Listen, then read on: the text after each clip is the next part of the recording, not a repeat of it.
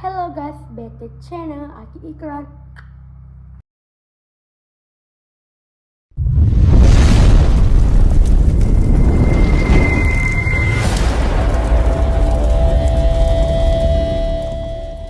Ini saya nak pergi ke apa orang panggil di Besu, di Tanjung Demon. Tahu tak? Saya panggil tu lah.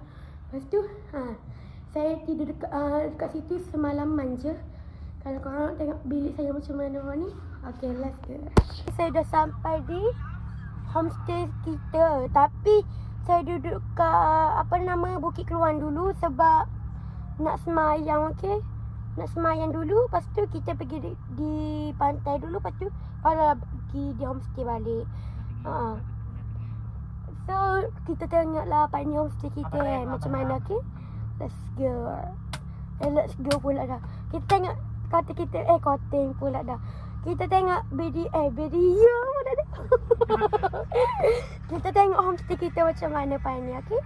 Bye. Kita jumpa pagi. Lama dah saya nak cakap kan nak tunjuk homestay saya macam mana kan. Saya tak ada tunjuk. Nak tunjuk sekarang ni pun dah panggil?